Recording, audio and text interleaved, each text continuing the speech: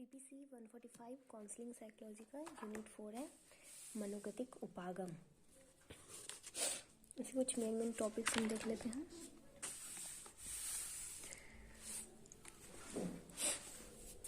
पहले इनका मनोविश्लेषण। मनोविश्लेषण में मोटे तौर पर 3 चीजें होती हैं। पहला मानव और व्यक्तित्व विकास का मॉडल, दूसरा व्यक्तित्व और मानव प्रकृति का सिद्धांत और तीसरा मनोचिकित्सा का एक रूप। वर्तमान इकाई में ये तीनों चीजें दी हुई है। 1819 के दशक में ऑस्ट्रेलिया तंत्रिका विज्ञान यानी न्यूरोलॉजिस्ट सिगमंड फ्रॉयड द्वारा विकसित किया गया था। इसे ऐसी चिकित्सीय तकनीकों के सेट के रूप में देखा जा सकता है जो दबे हुए संवेगों का दमित विचारों यानी कि जो इमोशंस हमारे अंदर है और जिसको हम बाहर नहीं निकालना चाहते हैं, कुछ चीजें, कुछ सोच विचार होते हैं ऐसे नेगेटिव चीजें जिनको हम बाहर नहीं निकालना चाहते। जैसे हमारे कुछ पास्ट के इवेंट हो गए हैं या कोई बुरा सपना हो गया जिनको हम भूलना चाहते हैं, उनके बारे में यह है कि उनको बाहर कैसे निकाला जाए। फ्रॉयड का सिद्धांत उनके प्रेक्षकों और उनके स्वयं के रोगियों पर आधारित था। अन्ना ओ, ये एक स्टोरी है। इनके एक क्लाइंट थे, इनका पेचीदा मामला शुरू हुआ। उन्हें एक सिगमंड फ्रॉयड और जोसेफ ब्रेउर की किताब स्टडीज इन हिस्टीरिया, इनको हिस्टीरिया नाम की एक बीमारी थी, ठीक है, जिसको मनोदैहिक विकार कहते हैं। उनका कोई पुराना ये शोषण हुआ था, यौन शोषण बचपन में हुआ था, उसकी कुछ स्टोरीज थी जिसको वो भुलाना चाह रहे थे लेकिन भुला भी नहीं पा रहे थे। और जब कभी ऐसी बातें होती थी या टॉपिक चलता था वो बहुत ज्यादा डर जाते थे, ठीक है। तो उनकी स्टोरी थी। यहाँ से हमारा मनोविश्लेषण सिद्धांत शुरू हुआ।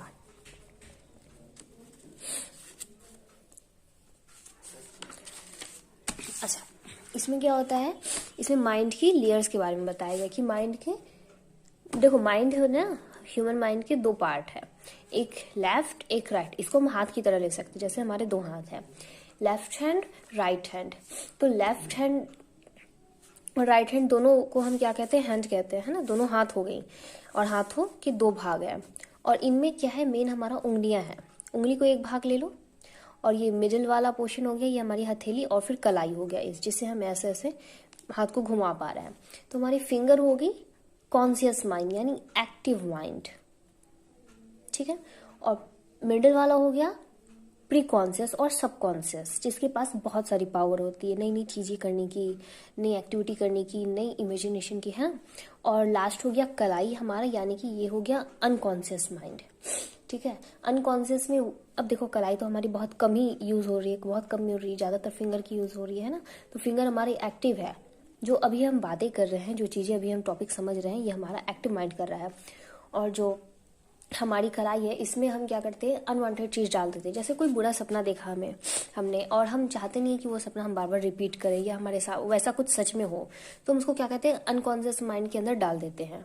कोई बुरे इवेंट हुए, जैसे चाइल्ड में सेक्सुअल कुछ हरासमेंट हुआ था या बहुत कुछ ऐसा इवेंट हुआ या पेरेंट्स का डाइवोर्स हुआ, उन चीज़ों को हम याद नहीं करना चाहते बार बार, उसको क्या करते हैं, हम अनकॉन्शियस माइंड में डाल देते हैं। और तीसरा हमारा मिडिल वाला आता है सबकॉन्शियस या प्रीकॉन्शियस। तो सबकॉन्शियस माइंड में वो पार्ट होते हैं जो हम चाहे तो हम सब कुछ पा सकते हैं। इस पे एक बुक भी है, the power of your subconscious mind वाली, सिगमंड फ्रॉयड की है।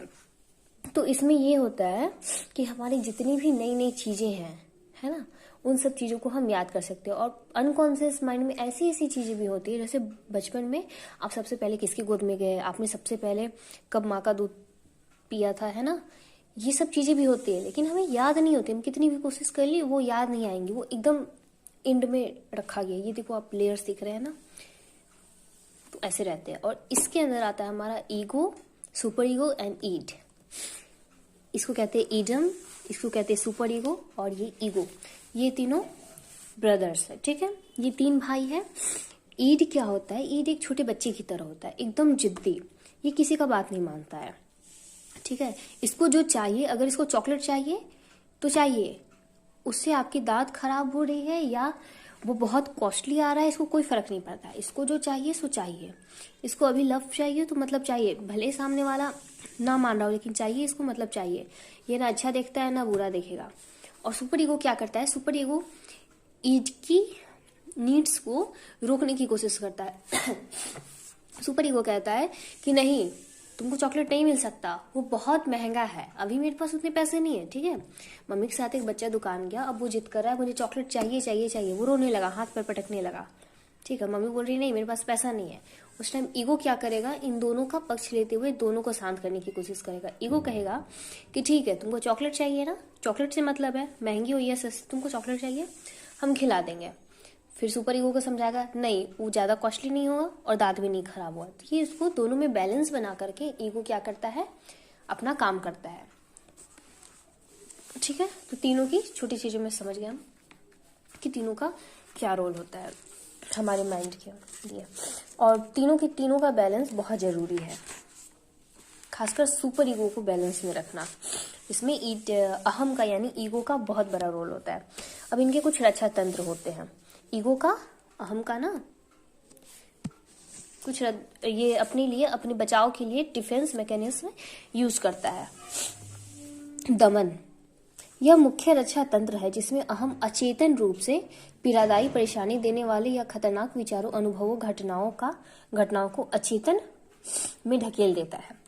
अब ईगो क्या करता है कि जो भी उसकी पुरानी इवेंट होती हैं, जो बहुत दर्दनाक होती है, टेंशन वाली चीजें होती हैं, है ना, जिसको वो याद नहीं करना चाहता, उसको जैसे बचपन में वो कभी गिर गया हो, बहुत गहरी चोट लगी हो, या कुछ ऐसा इवेंट हुआ हो जिसको वो बार बार दोहराना नहीं चाहता, उसको वो भूलना चाहता है, वो क्या कहता है, अपने अनकॉन्शियस माइंड में उसको धकेल देता है, अचेतन माइंड में। एक बचाव काम किया अपना डिफेंस मैकेनिज्म में। दूसरा प्रतिगमन, रिग्रेशन, तनावपूर्ण समय के दौरान हम वापस उसी तरह से व्यवहार करने लगते हैं जैसे हमने बचपन में किया था। जैसे तनावपूर्ण स्थिति में अंगूठा चूसने की ओर लौटना, है ना। जैसे बचपन में क्या होता है, कभी गुस्सा आता था या इंसान खुशी में भी अंगूठा बार बार चूसता है ना, या फिर तो अभी भी हम लोग कई बार टेंशन में वैसा काम करते हैं, अनकॉन्शियसली हमें पता भी नहीं चलता है। जस्ट फॉर एग्जाम्पल, कभी पैर का हिलाना, एकदम टेंशन में पैर हिलाना, है ना, सर खुजलाना, बार बार सर पे हाथ रखना, या कोई फिंगर, कोई ना देखोगे आप नाखून काटते रहते हैं, चूसते रहते हैं ना, पेंसिल उठाकर चूसने लगना, कोई भी चीज खाना, चूसना, है ना। ये काम क्या होता है कि जो हम बचपन में करते हैं तो वही चीजें अभी होने लगती है। और जैसे हम कभी गुस्सा होते हैं तो हाथ पैर बचपन में नहीं पटकते, मुझे चाहिए, मुझे नहीं जाना, स्कूल नहीं जाना, है ना। तो वो चीजें अभी भी होती है। गुस्सा में कभी कभी हम अनकॉन्शियसली से अपना हाथ पैर पटकने लगते हैं, जैसे ऐसे मारते हैं ना कि नहीं, ये नहीं हो सकता, है ना। तो ये चीजें होने लगती है। फिर आता है समन,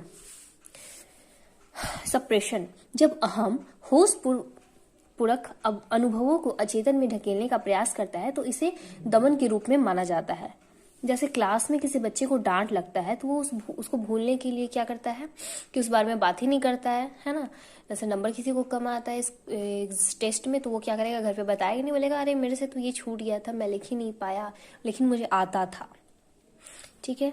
इसी तरह से बहुत सारे ये एग्जाम्पल्स है, बहुत दिखता है। कभी कभी क्या कहता है, दिमाग लगा करके बात करता है, इंटेलिजेंस का यूज करके, ठीक है। किसी घटना से संबंधित पीड़ादायी संवेगों से दूरी बनाने के लिए हम रक्षातंत्र बौद्धिक घटकों का उपयोग करते हैं। इसका लक्ष्य यह है कि किसी विशिष्ट घटना से जुड़ी दुश्चिंता दूर की जाए। जैसे किसी प्रियजन की मृत्यु पर स्वयं को यह बतलाना कि अरे वो मरे थोड़ी हैं, वो तो हमारे दिल में जिंदा है, हमारे आसपास है, बस उनकी आत्मा शरीर से अलग हो गई है, लेकिन किसी न किसी रूप में वो फिर धरती पे आए हैं, है ना। ये सब बातें बोल के हम खुद को उस चीजों से डाइवर्ट करने की कोशिश करते हैं, अपने आप को समझाते हैं। हकीकत से मतलब परे होना, अपना दिमाग लगा कर कि हमने काम किया। फिर कभी कभी ये देखोगे कि मान लो किसी बच्चे की लड़ाई हो गई या आपने किसी से फाइट करके आया, मम्मी ने पूछा क्या हुआ, ऐसे मारपीट क्यों कर रहे हो, तो आप कहोगे मैंने थोड़ी मारा, पहले उसने मुझे गाली दिया तब मैंने दिया, पहले उसने मुझ पे हाथ उठाया तब मैंने दिया। ये सब क्या हो रहा है, हालांकि आपको पता है कि आपने पहले उसे मारा था, पर हम उस चीज को ये करने के लिए अपने माइंड का यूज करके हम ईगो ये काम करता है कि वो लोगों को उल्टी चीजें बतलाता है खुद के बचाव के लिए, अपने रक्षा तंत्र के लिए, ठीक है। तो ये सब चीजें इंसान नहीं करता है, उसका माइंड उससे करवाता है, ठीक है। ये तो अच्छा, मनोविश्लेषण की थोड़ी मोटी चीजें देख लेते हैं थोड़ा मोड़ा कि ये कितने टाइम तक होता है। ये लगभग 3 से 6 साल तक चलता है। हर वीक में 2 से 4 सेक्शन होते हैं इसके। क्लाइंट इसमें क्या करता है, क्लाइंट के दिमाग में जो भी चीजें आ रही है वो डायरेक्टली बिना किसी सेंसर के और बिना किसी पूछताछ की वो खुद से बताने लगता है, मतलब ज़्यादा उसको एकदम बोलना नहीं, वो खुल करके अपनी सारी चीज़ें एकदम कंफर्टेबल होकर बताने लगता है। इसमें क्लाइंट को सोफे पर लेटाया जाता है और उसके लिए स्पेशल कुछ सोफे आते हैं, है ना, उसको एकदम कंफर्टेबली, और जो काउंसलर होते हैं उनके अपोजिट सर करके वो रहता है, ताकि वो काउंसलर को फेस ना कर पाए और वो कंफर्टेबल होकर के सारी बातें अपने पास्ट के बारे में या जिससे उसको प्रॉब्लम हो वो सब कह सके।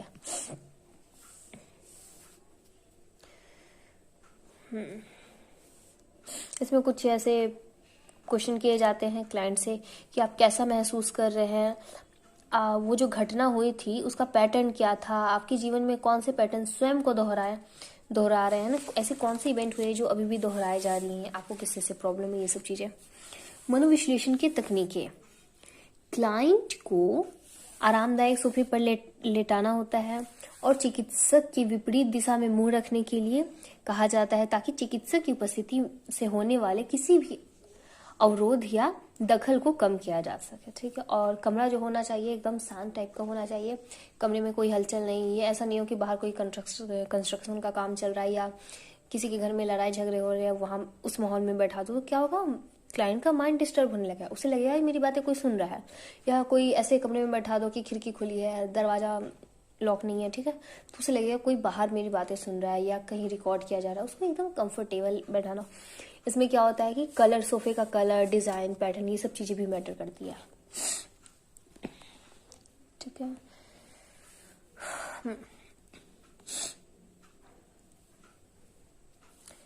फिर आता है मनोविश्लेषण की तकनीकें में आता है विवेचन यानी इंटरप्रिटेशन।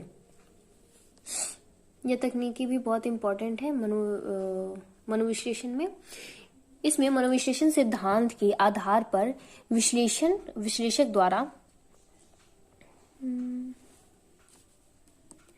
उनके अंदर जो भी इमोशंस चल रही है उनको बिना किसी प्रेशर के उनसे बाहर निकलवाना होता है ना। वह दमित इदम यानी जो उनके अंदर जो इमोशन जो है, जो ईगो जो दबा हुआ है उसको बाहर निकाला, तर्कहीन आवेगों, रक्षा तंत्र और अहम के प्रतिरोधों, प्राहम के दंडों, माता पिता और देखभाल। इसमें क्या होता है कि जैसे ईगो क्या करता है कभी कभी ये भी कि माता पिता क्या बोलेंगे, जैसे कभी हम कोई गलती करते हैं तो हमें उसमें कुछ फीलिंग्स आती है, शर्म वाली फीलिंग आती है, फिर लगता है कि नहीं हमने अच्छा किया है ना, गिल्ट वाली फीलिंग आती है। तो ये सब क्या होता है, ये सब ईगो की वजह से होता है। यह वह साधन है जिसके द्वारा अचेतन में दमित सामग्री को क्लाइंट की चेतना में लाया जाता है। उनके अंदर जो दबी हुई बातें होती हैं, जो इमोशंस होते हैं, उनको उनके सामने ही लाया जाता है, उनको एक दूसरे से फेस करवाया जाता है। जैसे स्वप्न मुक्त, साहचर्य, प्रतिरोध, चिकित्सकीय संबंध, है ना, कि क्लाइंट और इस काउंसलर का क्या रिलेशन है।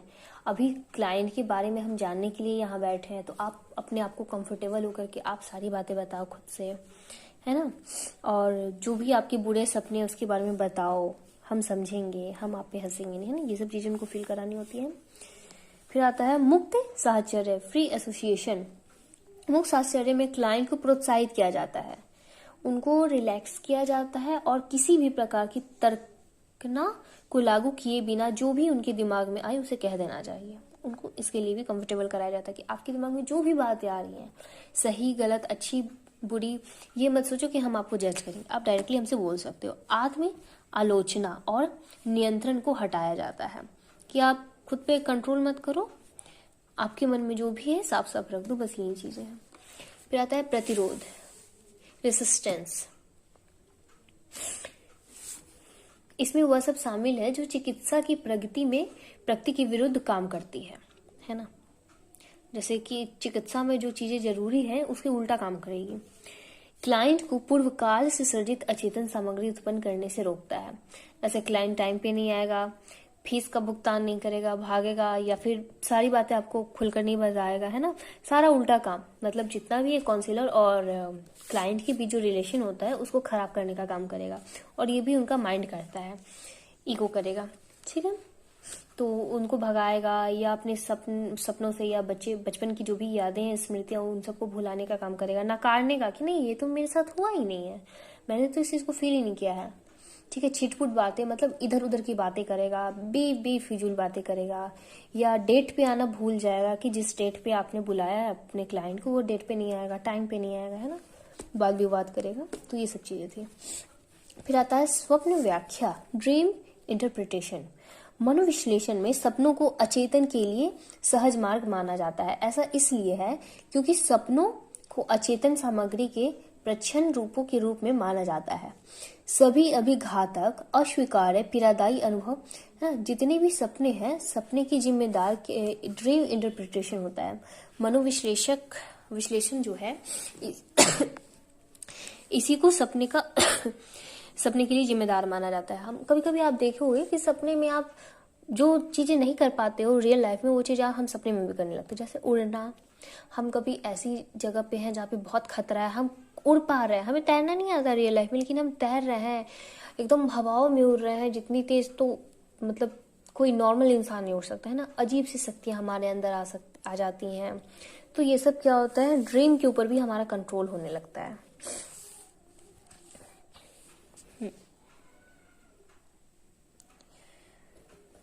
स्वप्न उन चाहिए अनचाही इच्छाओं, आशंकाओं या जरूरतों को पूरा कर सकते हैं जिन्हें हम वास्तविक जीवन में कभी नहीं कर सकते या मुमकिन ही नहीं है।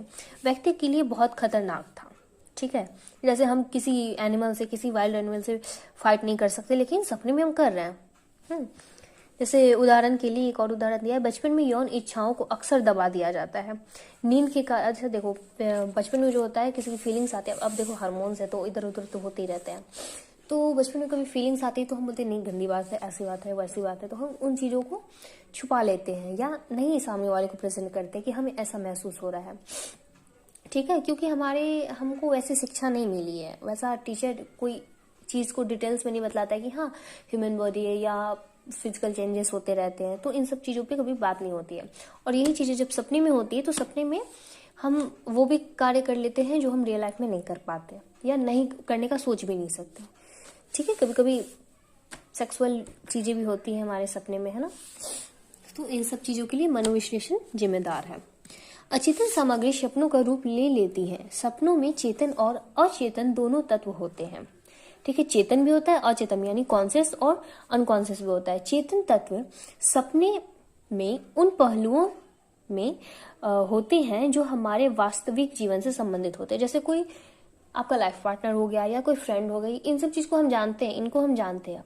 और अचेतन तत्व वो होते हैं जैसे हम नहीं जानते, हम उड़ना नहीं जानते लेकिन हम उड़ने लगते हैं, हम तैरना नहीं जानते हम तैरने लगते हैं, हम बहुत डरपोक है रियल लाइफ में, लेकिन उसमें क्या हो रहा है कि हम बहुत ऊंचाई पे पहुंचे हुए हैं, हम जानवरों से लड़ रहे हैं, बड़े बड़े जानवरों से लड़ रहे हैं ना, बहुत नाम कमा रहे हैं, ये चीजें होने लगती हैं। और रियल लाइफ में हमें पता है कि हम तो अभी सिंपल साधारण से हैं। तो ये सब चीजें होती है। फिर अंतर्दृष्टि को देखेंगे।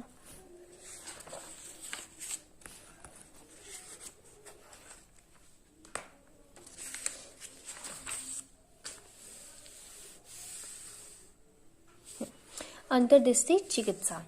अंतर्दृष्टि का मतलब होता है आत्मदृष्टि या आत्मज्ञान। हमारे अंदर जो चीजें हैं उनकी ज्ञान या उनके बारे में जानना ही आत्मज्ञान कहलाता है, यानी कि अंतर्दृष्टि चिकित्सा कहलाता है। अपनी समस्याओं के प्रति अपनी आत्म समझ प्राप्त नहीं कर लेता है। जब तक क्लाइंट अपनी समस्याओं यानी उसके अंदर जो चीजें चल रही हैं उसको एक्सेप्ट नहीं करता है, उसको समझता नहीं है, तब तक वो पूरी तरीके से ठीक नहीं हो सकता है और इस प्रकार उनकी उत्पत्ति से अवगत नहीं हो जाता है, तब तक उनका हल नहीं किया जा सकता। वही बात बोला है।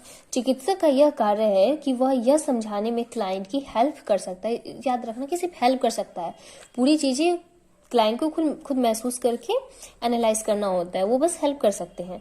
अतीत से जुड़े उसके विश्वास, विचार, भावनाएं, अनुभव और जीवन की घटनाएं उसकी वर्तमान समस्याओं और चिंताओं को किस तरह प्रभावित करते हैं। जिस अतीत को हम अपने अंदर दबाते हैं उसका हमारे वर्तमान पर प्रभाव पड़ता है। यानी कि अब कोई बोलेगा कि पास्ट हमारे प्रेजेंट पे कैसे प्रभाव डालता है, तो डालता है। पास्ट में किसी का देखोगे रिलेशनशिप वाला मैटर को ले लेते हैं, बहुत आजकल से लोग पिछले रिलेशन में क्या करते हैं, धोखा खाए रहते हैं या मतलब कुछ ऐसी चीजें हो जाती हैं जो वो दोबारा रिलेशन में नहीं आना चाहते।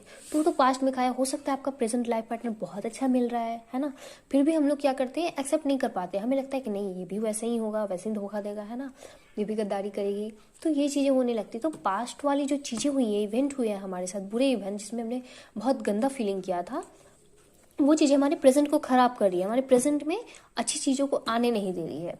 इसीलिए अंतर्दृष्टि चिकित्सा बहुत जरूरी हो जाती है। अंतर्दृष्टि उपचार की विभिन्न प्रकार है, मनोविश्लेषणात्मक, मनोगतिक, गेस्टाल्ट, अस्तित्ववादी और मानवतावादी। इन सभी उपागमों में क्लाइंट को अपने आत्म संदर्भ की गहन अन्वेषण पर सामान्य बल दिया गया है और इसमें क्लाइंट और चिकित्सक के बीच संवाद शामिल है। उपागम के आधार पर क्लाइंट अपने अचेतन और उसकी अतीत में गहरे स्तरों का पता लगाएगा या वह अपना अस्तित्वगत प्रमाणित आत्म उजागर करेगा। ठीक है, तो उनके अंदर जो चीजें चल रही हैं, उनको डर किसी को बहुत सारी फोबिया हुई रहती है।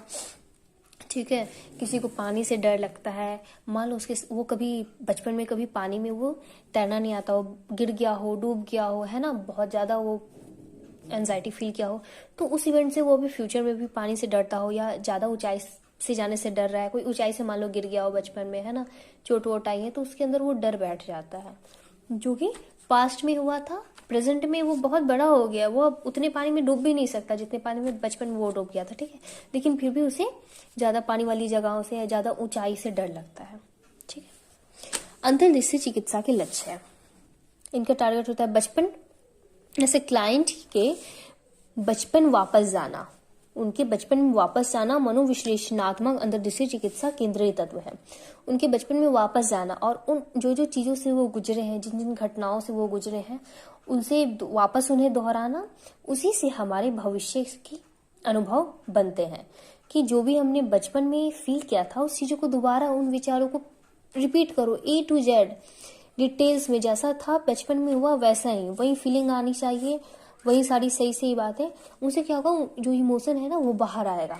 उदाहरण के लिए, यदि किसी बच्चे ने अपने माता पिता के साथ मधुर और घनिष्ठ संबंध नहीं हो, तो बड़ा होकर वह बेहद अलग थलग व्यक्ति बन सकता है, जो दूसरों के साथ जुड़ना पसंद नहीं करता है। ठीक है, जैसे किसी ने अपने बचपन में देखा होगा कि पेरेंट्स की लड़ाई बहुत होती थी या फिर डाइवोर्स हो गया है, दोनों अलग रहते हैं, तो बड़े होकर उनमें ये डर आएगा कि नहीं यार, मैं भी शादी नहीं करूंगा, मेरे साथ भी ऐसा हो सकता है ना, तो या फिर जो भी उनके दोस्तों की शादी हो रही है, उनको ये बोलेगा कि नहीं यार तू मत कर, मेरे साथ भी ऐसा होगा। तो ये चीजें हमारी बाद में भी दिखती हैं। दुर्व्यवहार, मतलब जो भी, अगर किसी का यौन शोषण हुआ है या बहुत बुरे इवेंट हुआ है, तो ऐसी चीजों से बहुत डरेगा और इन सब की बातें सुन के एकदम नेगेटिव में बातें करेगा या लोगों को बहुत अपमानजनक बातें करेगा, है ना। अतीत में पारस्परिक संबंधों और समस्याग्रस्त द्वंद्वों से संघर्ष, विभिन्न संबंधों जैसे सहकर्मियों या मित्रों का या अन्य लोगों के साथ में व्यक्ति की दिक्कतें अतीत में